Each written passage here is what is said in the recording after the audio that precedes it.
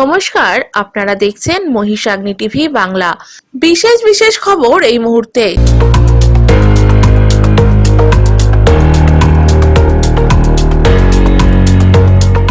৮০ নম্বর ওয়ার্ডের পৌরপিতা মোহাম্মদ আনোয়ার খানের উদ্যোগে দাওয়াতে ইফতার মাহফিলের আয়োজন। বিধানসভা নির্বাচনের দিন ঘোষণা হতেই সিপিএম এর প্রার্থী তালিকা প্রকাশ। মালদা জেলা প্রশাসন ভবনে জেলা শাসকের সাংবাদিক বৈঠক। এসআইআর নিয়ে জেলা শাসককে ডেপুটেশন দিল মালদা মুসলিম মাইনরিটি ফোরাম। মালদায় প্রার্থী তালিকা চূড়ান্ত করতে ব্যস্ত রাজনৈতিক দলগুলি। এসআইআর সহ একাধিক কেন্দ্রীয় বঞ্চনার প্রতিবাদে পথে নামল এসইউসিআই।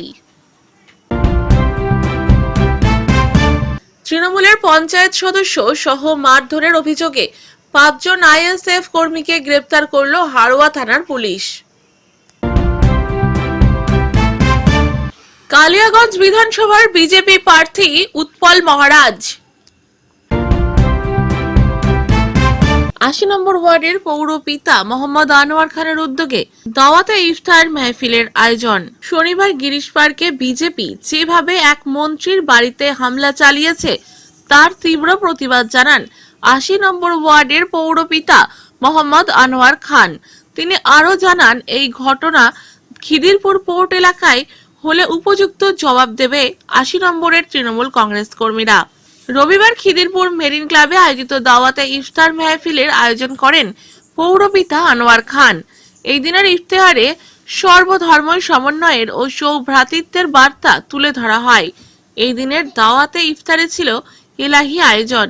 নারী ও পুরুষ সকলে মিলে ইফতারে অংশগ্রহণ করে। इफ्तार का आयोजन किया गया, क्या कहना चाहेंगे आप? आज जो है पोर्ट अंचल में 80 नंबर वार्ड, इसके काउंसलर हमारे छोटे भाई अनवर खान है, उनके द्वारा जो है आज इफ्तार पार्टी का आयोजन किया गया है। तो ये पोर्ट अंचल जो है मिनी भारत है और यहाँ जो है इस इफ्तार पार्टी में देखिएगा कि हिंदू भी है, मुस्लिम भी है, सब भाईचारा का नाता है। पोर्ट इलाका में पहले भी हम लोग एक साथ मिलकर रहते थे, अभी भी है और आगे भी रहेंगे। और जब भी हम लोग का ईद बकरीद होता है तो हम लोग जाकर शामिल होते हैं। और जब हम लोग का दुर्गा पूजा, छठ पूजा, काली पूजा होता है तो ये भी हम लोग के त्योहार में आकर शामिल होते हैं। और इसका उदाहरण है पोर्ट अंचल के विधायक हैं बॉबी हकीम, जो मेयर भी हैं और मंत्री भी हैं। जब हम लोग हरि कीर्तन करते हैं तो खुशी पूर्वक आकर तिलक लगाते हैं और अच्छा शुद्ध बनवाते हैं। तो एक मेयर और एक मंत्री होके आकर समय देकर ऐसा काम कर सकते हैं तो हम लोग का भी फर्ज है कि इनका जब ईद बकरीद होता है तो हम लोग आकर शामिल होते हैं। देखिए, अनवर शाह का प्रोग्राम, हर प्रोग्राम अल्हम्दुलिल्लाह बहुत जबरदस्त होता है, बड़े पैमाने पर होता है। और आज एक झलक आप दावत इफ्तार में देख रहे हैं, जहां सबसे बड़ी खूबसूरती यह है कि हर धर्म, हर जाति के लोग एक साथ होकर के दावत इफ्तार के प्लेट में हम बैठे हैं। और आज पूरे 80 नंबर वार्ड से लेकर पोर्ट से लेकर के तमाम जगह के लोग यहाँ शामिल है। और अल्हम्दुलिल्लाह एक बहुत बड़ा अरेंजमेंट आज यहाँ मैरिन हाउस में किया गया है, मैरिन क्लब में किया गया है।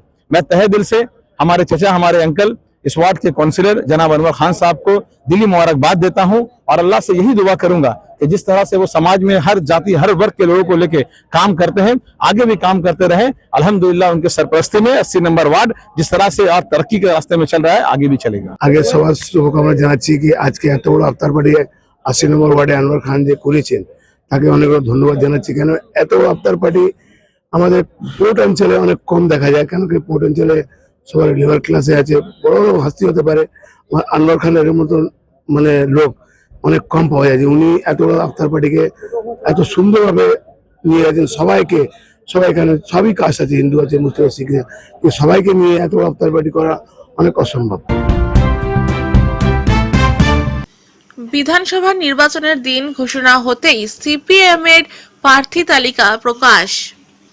আসন্ন 2026 বিধানসভার ঘোষণা করেছে জাতীয় নির্বাচন কমিশন। আর সেই নির্বাচন ঘোষণা হতেই রাজনৈতিক দলগুলি নিজেদের প্রার্থী তালিকা প্রকাশ করা শুরু হয়েছে। সোমবার দুপুরে কলকাতা থেকে সিপিএম এর পক্ষ থেকে সিপিএম এর প্রার্থী তালিকা প্রকাশিত করেছে। কালিয়াগঞ্জ বিধানসভার সিপিএম প্রার্থী হিরু রায় সরকার, 58 বছর বয়স। তার বাড়ি শহরের সুকান্ত মোড়ের সিপিএম এর কার্যালয়ের পিছনে। তিনি 1998 সাল থেকে রাজনীতির সাথে জড়িত। তিনি প্রথমে গ্রাম পঞ্চায়েত বিরোধী দলনেতা হিসেবে কাজ শুরু করেন। এরপর তিনি 5 বছর কালিয়াগঞ্জ পঞ্চায়েত সমিতির সভাপতির দায়িত্ব সামলেছেন। তারপর 5 বছর পঞ্চায়েত সমিতির বিরোধী দলনেতা। এরপর তিনি পুনরায় পঞ্চায়েত সমিতির সভাপতি হন, কিন্তু মাঝেই স্বামীর অকাল মৃত্যু সভাপতি পদ থেকে সরে দাঁড়ান। তিনি এখনো শেরগ্রাম উচ্চ বিদ্যালয়ের গ্রুপ সির কর্মী। কালিয়াগঞ্জ থেকে বিভাস সাহার রিপোর্ট, মহিষাগ্নি টিভি বাংলা। আপনার নাম? হিরুরায় সরকার। আজকে আপনার সিপিআইএম দল থেকে আপনার নাম ঘোষণা হয়েছে কালিয়াগঞ্জ বিধানসভার প্রার্থী হিসেবে। সেক্ষেত্রে কেমন লাগছে যে আপনার ঘোষণা হলো এবং কি করবেন? এখানে কেমন লাগছে বলতে, একটা বিশাল দায়িত্ব পড়ে গেল, এই যে খাটাখাটনি করতে হবে। তাছাড়া এটা তো আমি অনেক বছর থেকে যেহেতু রাজনীতিতে জড়িত, অনেকবার আমি বিজয়ী হয়েছি, মানে প্রত্যেকবারই আমি বিজয়ী হয়েছি। কিন্তু এবার বিরোধী হিসাবে এখন আমাদের যে অবস্থা, সেটা একটু আশঙ্কা হচ্ছে। কেমন লাগছে বলতে, পার্টি যে আমাকে এই দায়িত্বটা দিল, আমি কতদূর কি করতে পারবো, মানুষ কিভাবে গ্রহণ করবে, সেটা একটা বিষয়, চিন্তা করার বিষয় আছে। আর এমনি কি বলবো, কতদিন থেকে আপনি রাজনীতির সাথে জড়িত? আমি রাজনীতি থেকে যুক্ত আছি 98 সাল থেকে। কতদিন দায়িত্ব সামলেছিলেন? দায়িত্বে ছিলাম যখন 98 সাল, তখন আমি গ্রাম পঞ্চায়েতে ছিলাম। গ্রাম পঞ্চায়েতে বিরোধী দলনেতা হিসেবে কাজ করেছি। তারপরে 2003 সালে আবার যে 5 বছর পর, তখন আমি পঞ্চায়েত সমিতিতে আসলাম। পঞ্চায়েত সমিতিতে আমাদের দল জিতে, সেই হিসাবে তখন আমাকে সভাপতি হিসাবে আমাকে বসানো হয়। সেইবার সভাপতি হিসেবে প্রশাসন চালিয়েছি। তারপরে আপনার পরের বছর আমাদের দল হেরে যায়, সেবারও আমি জিতে যাই, বিরোধী দলনেতা হিসেবে 5 বছর কাজ করেছি।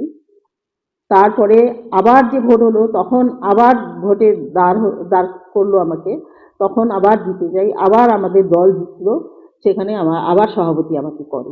বর্তমানে যা রাজনীতি, তাতে দেখা যাচ্ছে যে আপনাদের মানে সিপিআইএম এর থেকে কোনো মানে বিধায়ক বিধানসভাতে পৌঁছাইতে পারেন না। সেই ক্ষেত্রে কতটা লড়াইকে কঠিন মনে করছেন? কঠিন, হ্যাঁ, এটা তো কঠিন একটা লড়াই, এত একটা বড় দায়িত্ব, এটা কঠিন লড়াই।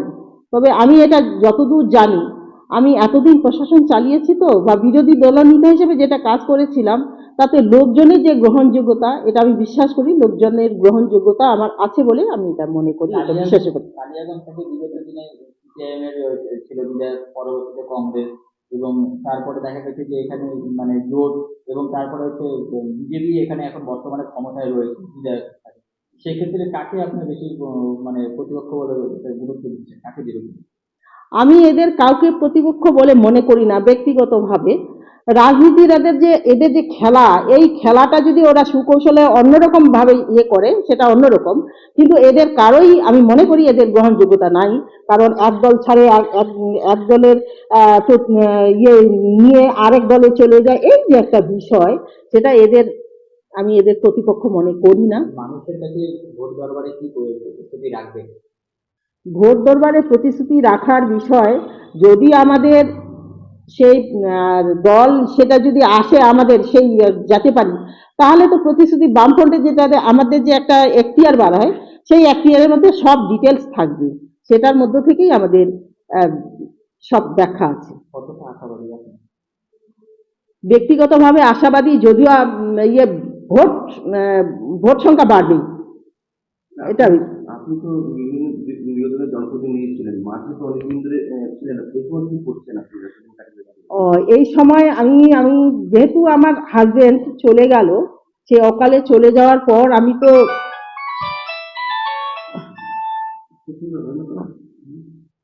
বলো পরে কথা বলছি, যে হাজবেন্ড চলে যাওয়ার পর তখন আমি একটু মানসিকভাবে ভেঙে পড়েছিলাম। আমার সংসার চালানোর একটা বিষয় ছিল, সেই জন্য আমি ওটা ছেড়ে দিয়ে পার্টির সঙ্গে আলোচনা করে আমি চলে আসলাম।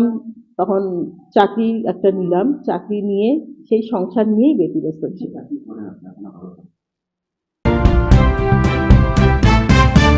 মালদা জেলা প্রশাসন ভবনে জেলা শাসকের সাংবাদিক বৈঠক। রবিবার নির্বাচন কমিশন ভোটের দিন ঘোষণা করেছেন। সোমবার মালদা জেলা প্রশাসন ভবনে জেলা শাসক ভোটের বিভিন্ন বিষয় নিয়ে সাংবাদিক বৈঠক করলেন। নমস্কার, আপনারা সবাই এসেছেন, আমি ধন্যবাদ জানাই। আপনারা জানেন যে honourable election commission of India আমাদের general election to West Bengal legislative assembly announce করেছে গতকাল। সেখানে আমাদের মালদা জেলা আমাদের যেটা শিডিউল হচ্ছে, আমরা ফার্স্ট ফেজে ইলেকশনে যাচ্ছি, ভোটে যাচ্ছি। আমাদের date of issue of notification হচ্ছে 30th March, last date of filing nomination হচ্ছে 6th এপ্রিল, স্ক্রুটনি হবে 7th April, withdrawal of candidature 9th April, date of poll 23rd April, counting of votes 4th May। এই সব schedule আশা করি আপনারা সবাই পেয়ে গিয়েছেন। আর আপনারা জানেন কি we have 12 assembly constituencies যে ভোটে যাচ্ছে, তার মধ্যে দুটো constituency Gazole and Malda have been reserved for SC community and 43 Habibpur is also reserved constituency for ST। model code of conduct আমাদের গতকাল থেকে কিন্তু it has come into force। আমরা যেটা আমাদের MCC সেল আছে অ্যাক্টিভেট হয়ে গিয়েছে। আমাদের যেটা ইলেকটোরাল ইনফরমেশন আমি আপনাকে দিচ্ছি, আমাদের 3106 পোলিং স্টেশন এখন আছে। অক্সিলারি পোলিং স্টেশন আমরা করতে যাচ্ছি যেখানে 1200 থেকে বেশি ভোটার আছে, সেটা এখন প্রপোজাল পাইপলাইনে আছে, আমরা যখন ফাইনাল হয়ে আপনাকে জানিয়ে দেব। আমাদের এখন পর্যন্ত পোলিং স্টেশন লোকেশন আছে 2143। আর যেটা আমাদের ফাইনাল পাবলিকেশন, যেটা 28 ফেব্রুয়ারি 2026-এ আমাদের ফাইনাল পাবলিকেশন হয়েছিল, সেই হিসাবে 21,58,076 লোক ভোটার্স আছে আন্ডার এডজুডিকেশন বাদ দিয়ে। এই নাম্বারটা বাড়বে based on the supplementary list issued by the commission. আমাদের একটা ডিস্ট্রিক্ট টোল ফ্রি নাম্বার আছে 1950, যেটা 24/7 অপারেশনাল থাকবে। ওখানে যদি কেউ কিছু ইলেকশন সম্বন্ধে কিছু কমপ্লেন্ট দিতে চাই দিতে পারবে। আর আপনারা জানেন যে কিছু অল্টারনেটিভ ডকুমেন্টস থাকে, যদি কেউ অ্যাপিক না নিয়ে যেতে যায় তাহলে 11 ডকুমেন্টস কমিশনের আছে। কিছু কমিশনের নিউ ইনিশিয়েটিভস আছে, ফর এক্সাম্পল পোলিং স্টেশনে মোবাইল ডিপোজিট ফ্যাসিলিটি হবে, যেখানে কেউ মানুষ যদি ফোন নিয়ে আসবে, ও ফোন কোথায় রাখতে পারবে পোলিং বুথে ভিতরে যাওয়ার আগে, তো আমাদেরকে একটা ওই ফ্যাসিলিটি দিতে হবে। ভোটার ইনফরমেশন স্লিপ থাকবে, যেখানে পার্ট নাম্বার, সিরিয়াল নাম্বার ক্যান্ডিডেটের লেখা থাকবে। ক্যান্ডিডেট বুথ এখন 100 মিটার্স অফ পোলিং স্টেশনে অ্যালাউড হবে। ইভিএম উপরে এবার ক্যান্ডিডেটের কালার্ড ছবি দেওয়া হবে, ঠিক আছে। এই ছাড়া আপনারা জানেন সুবিধা আছে, যেখানে ক্যান্ডিডেট বা পলিটিক্যাল পার্টি নিজের কেউ মিটিং করতে চাইছে সেখানে অ্যাপ্লাই করতে পারবে।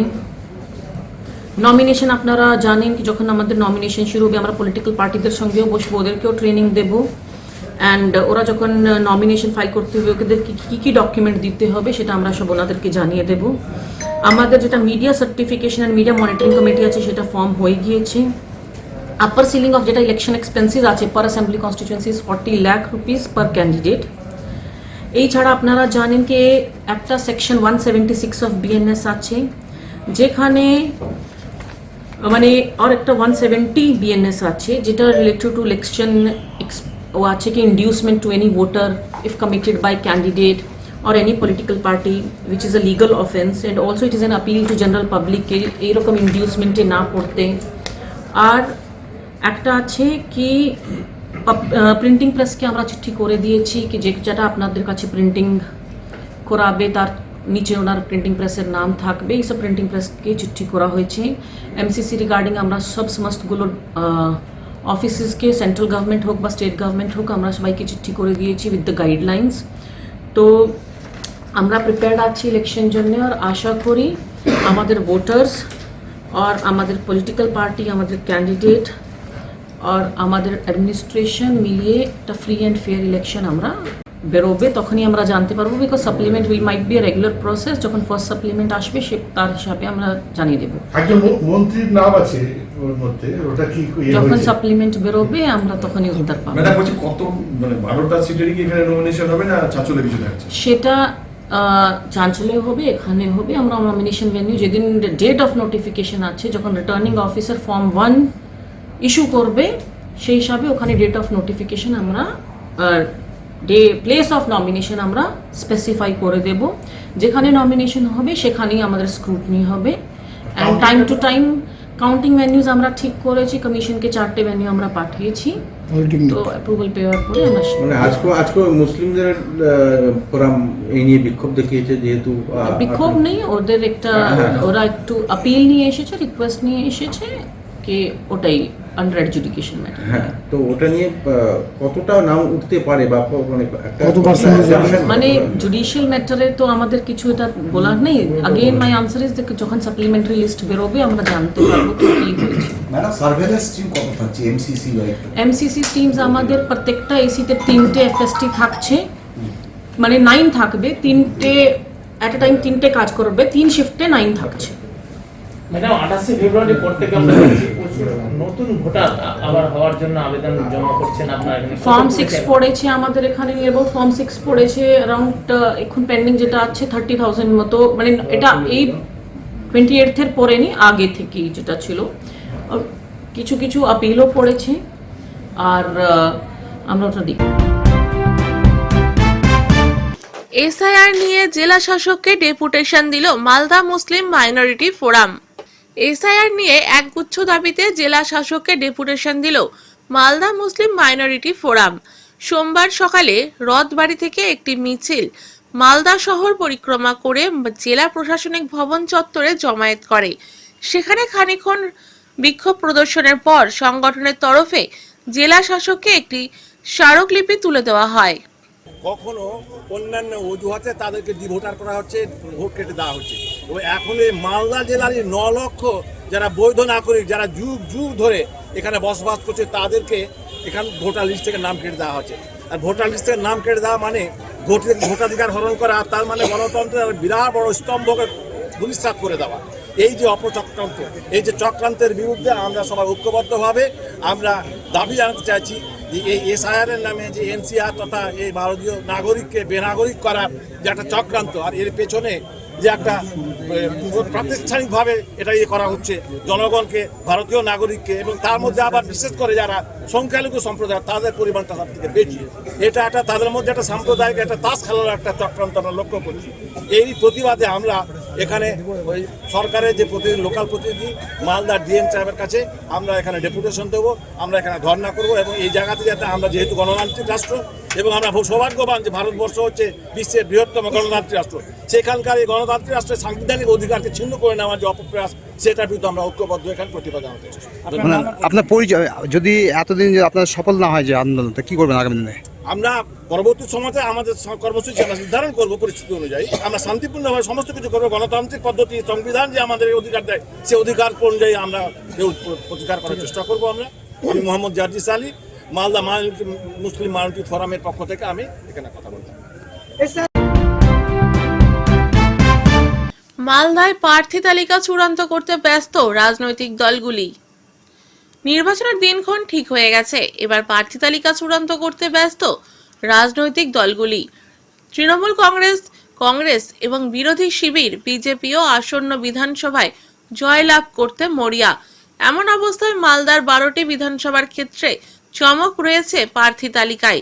ইতিমধ্যে প্রার্থী হওয়ার আবেদন জানিয়েছেন শতাধিকের বেশি ব্যক্তিত্বরা।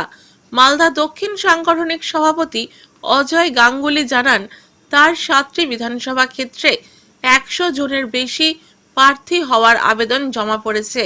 সেক্ষেত্রে অধ্যাপক, চিকিৎসক ও আইনজীবীরাও রয়েছেন।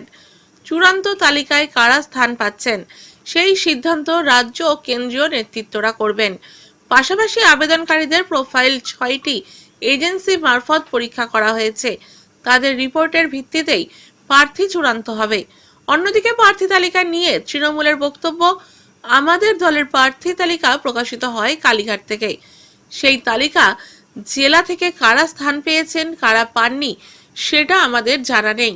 রাজ্যের 294টি আসনের প্রত্যেকটিতেই আমাদের প্রার্থী মমতা বন্দ্যোপাধ্যায়। অন্যদিকে কংগ্রেস নেত্রী মৌসুম মেজর নূর বলেন, আমাদের এখনো অনেকজনের নাম বিচারাধীন, তাদেরও দাঁড়ানোর ইচ্ছা থাকতে পারে। তাই যতদিন এটি সুরাহা হচ্ছে না আমরা কিছু বলতে পারবো না। আর কে প্রার্থী হবে, কোথা থেকে হবে সেটা হাই কমান্ড ঠিক করবে। বাংলার রাজনৈতিক প্রেক্ষাপটে বিজেপিকে নিয়ে যত কম কথা বলা যায় ততই ভালো।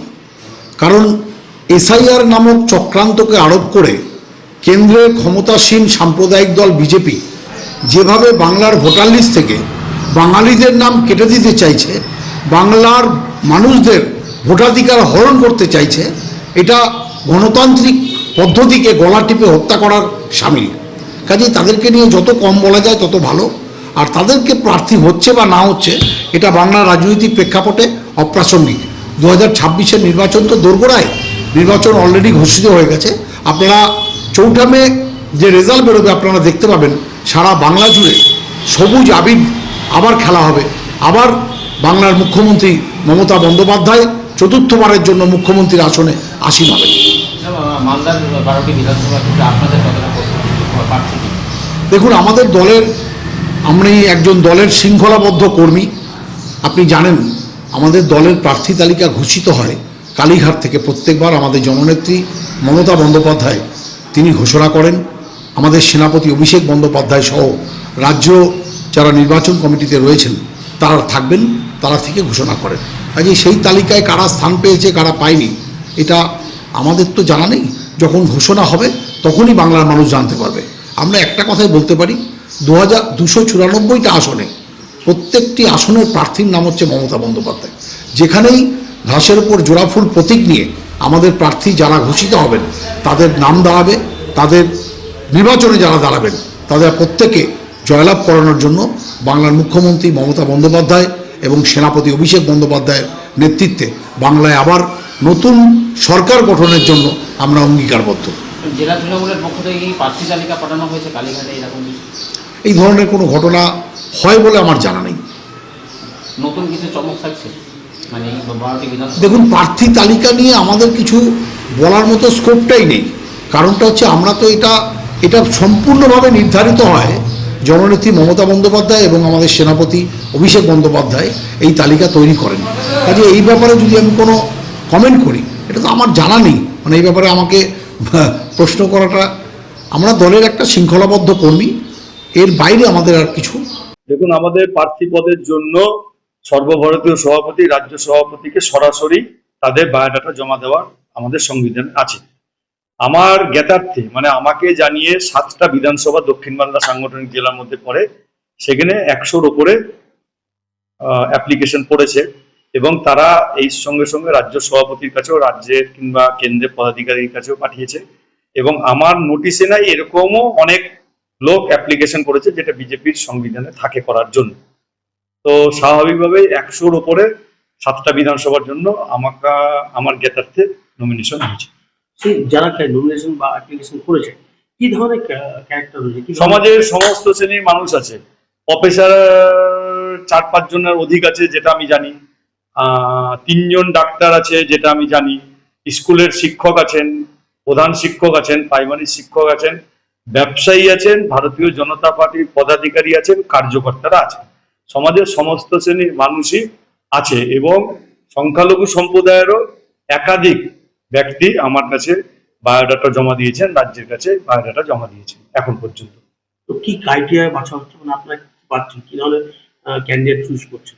জেলা সভাপতির কাছে ক্রাইটেরিয়া বেঁধে দেওয়ার কিংবা বাছার কোনো ক্ষমতা রাজ্য বিজেপি দেয়নি।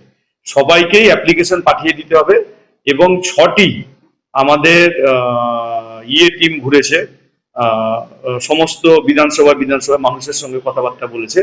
এই 6টি যে রিপোর্ট টিম, সেই রিপোর্ট টিমটাও তারা রাজ্য এবং কেন্দ্রীয় নেতাদের কাছে পাঠিয়েছেন।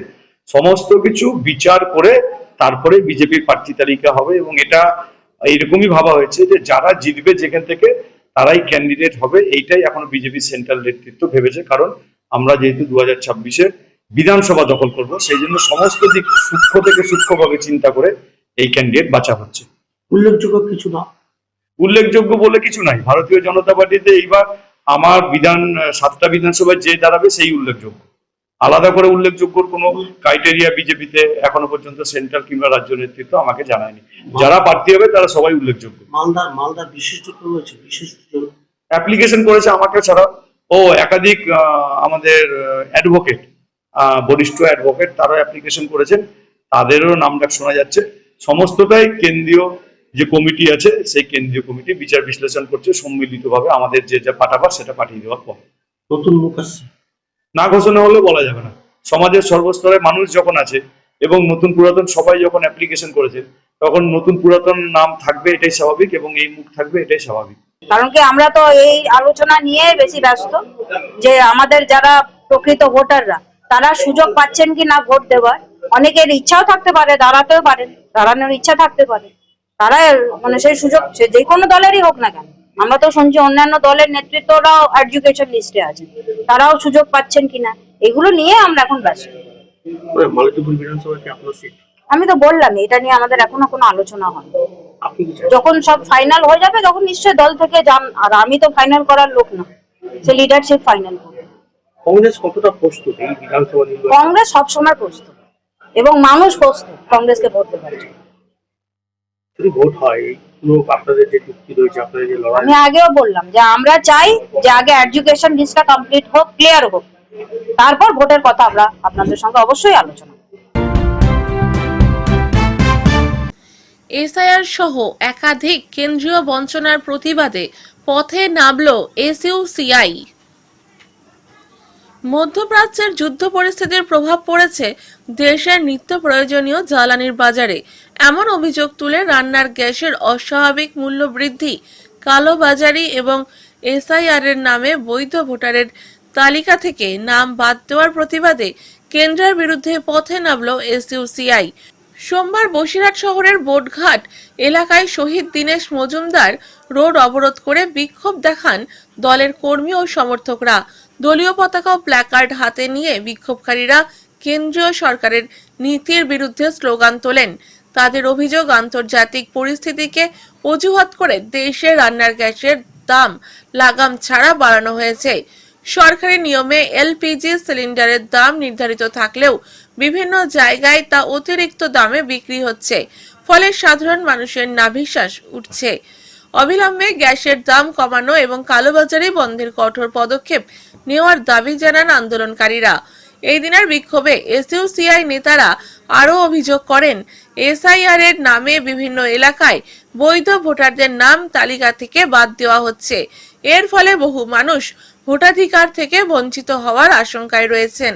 অবিলম্বে এই প্রক্রিয়া বন্ধ করে প্রকৃত ভোটারদের নাম পুনরায় তালিকায় অন্তর্ভুক্ত করার দাবি তোলেন তারা। কিছু সময়ের জন্য রাস্তা অবরোধের জেরে ওই এলাকায় যান চলাচল ব্যাহত হয়। পরে প্রশাসনের আশ্বাসে অবরোধ তুলে নেন বিক্ষোভকারীরা। আন্দোলনকারীরা জানান, দাবি পূরণ না হলে আগামী দিনে আরো বৃহত্তর আন্দোলনে নামবেন তারা। বসিরহাট থেকে মৌসুমী দাসের রিপোর্ট, মহিষাগ্নি টিভি বাংলা। আমরা এসইউসিআই দলের পক্ষ থেকে গোটা দেশব্যাপী আজকে যে যুদ্ধের অজুহাতে যেভাবে জ্বালানি গ্যাস তার যে মূল্যবৃদ্ধি ঘটিয়েছে এবং যে কালোবাজারি চলছে, যার ফলে আজকে ব্যবসা বাণিজ্য থেকে শুরু করে গৃহস্থালির যে কাজকর্ম, মিড ডে মিলের কাজকর্ম সবটাই প্রায় বন্ধ হওয়ার পর এবং চরম একটা সংকটজনক অবস্থায়, অথচ আন্তর্জাতিক বাজারে তেলের দাম কিন্তু 1 পয়সা বাড়েনি। অথচ ভারতবর্ষে এখানকার আম্বানি আদানিদের স্বার্থে, শিল্পপতিদের স্বার্থে, তেল ব্যবসায়ীদের স্বার্থে আজকে এই মূল্যবৃদ্ধি ঘটানো হলো এবং কালোবাজারি ঘটানো হলো। আমরা এর তীব্র বিরোধিতা করছি এবং ধিক্কার জানাচ্ছি এবং অবিলম্বে গ্যাসের স্বাভাবিক অবস্থায় ফিরিয়ে আনবার জন্য কেন্দ্র সরকারকে সদর্থক ভূমিকা নেওয়ার জন্য আজকে আমাদের প্রতিবাদ। আমরা দ্বিতীয় বিষয়টা হচ্ছে আজকে এসআইআর এর নাম করে যেভাবে গোটা পশ্চিমবাংলায় যেভাবে লক্ষ লক্ষ বৈধ ভোটারের নাম বাদ দেওয়া হলো, ডিলিটেড নাম করে বাদ দেওয়া হলো, তাদের কিভাবে নাম উঠবে? যাদের বিচারাধীন করা হলো তাদের নাম উঠবে কিনা? অথচ নির্বাচন ঘোষণা হলো। হ্যাঁ, গণতান্ত্রিক দেশে নির্বাচন অবশ্যই হবে, কিন্তু সমস্ত ভোটারদের, বৈধ ভোটারদের, বৈধ নাগরিকদের যাতে ভোট দেওয়ার অধিকারটা থাকে, সেই ব্যবস্থাটা এই ভোট ঘোষণা হওয়ার মধ্যে তাকে কিন্তু করতে হবে। ফলে লক্ষ লক্ষ বৈধ ভোটার, তাদের নাম যাতে অবিলম্বে তালিকাভুক্ত করা হয়, সেই জন্য আজকে আমাদের এই বিষয়, আমাদের প্রতিবাদ যে বসিরহাট এই এলাকাতে দুটো কাস্টমার কেয়ার সেন্টারে, বিশেষ করে মৈত্রবাগান এবং জামরুলতলাতে বিভিন্ন কাস্টমারদের এখানে যে স্মার্ট মিটার লাগানো হলো, যে স্মার্ট মিটার আন্দোলনের চাপে সরকার তারা বন্ধ করতে বাধ্য হলো। এখন এই স্মার্ট মিটার খোলাগুলো নিয়ে তৃণমূলের পঞ্চায়েত সদস্য সহ মারধরের অভিযোগে 5 জন আইএসএফ কর্মীকে গ্রেপ্তার করল হাড়োয়া থানার পুলিশ। রবিবার হাড়োয়া থানার হাড়োয়া গ্রাম পঞ্চায়েতের জাঙ্গালাটি এলাকায় তৃণমূল ও আইএসএফ কর্মী সমর্থকদের মধ্যে সংঘর্ষের ঘটনা ঘটে। ঘটনায় তৃণমূলের পঞ্চায়েত সদস্য সিরাজুল মোল্লাকে কোদালের বাট দিয়ে মেরে মাথা ফাটিয়ে দেওয়ার অভিযোগ ওঠে আইএসএফ এর বিরুদ্ধে। পঞ্চায়েত সদস্য সহ তৃণমূলের 3 জন আহত হন। তাদের চিকিৎসা করানো হয় হাড়োয়া গ্রামীণ হাসপাতালে। আইএসএফ দলের পক্ষ থেকে অভিযোগ করা হয় তাদের দলীয় কার্যালয়ে হামলা করে ভাঙচুর করে তৃণমূলের মারধরে আহত হন 2 আইএসএফ কর্মী সমর্থক। গতকাল হাড়োয়া থানায় লিখিত অভিযোগ করেন আক্রান্ত তৃণমূলের পঞ্চায়েত সদস্য। অভিযোগের ভিত্তিতে পুলিশ 5 জন আইএসএফ কর্মীদের গ্রেপ্তার করে বসিরহাট আদালতে পাঠিয়েছেন। মারধর করলো, আমি তো ঘেরিতে ছিলাম, আর ঘেরিতে আমার জেসিবি চলছিল, ঘেরির থেকে উঠে এলাম, আমাদের প্রধান সাহেব ফোন করলো যে একটু পার্টি অফিসে এসো, একটু সমস্যা হচ্ছে। আর সেই জায়গায় গিয়ে আমি দেখলাম যে এটা মানে আইএসএফ আর টিএমসি আমাদের পার্টি অফিসে এসে ভাঙচুর করছে, আইএসএফের লোক। সেখানে আমাদের কিছু টিএমসির ছেলেপিলে বাধা দিচ্ছে যে কেন তোমরা এসবগুলো করছো, কেন করবে কেন, এইসব বলতে বলতে আমি সেখানে গিয়ে দাঁড়িয়েছি।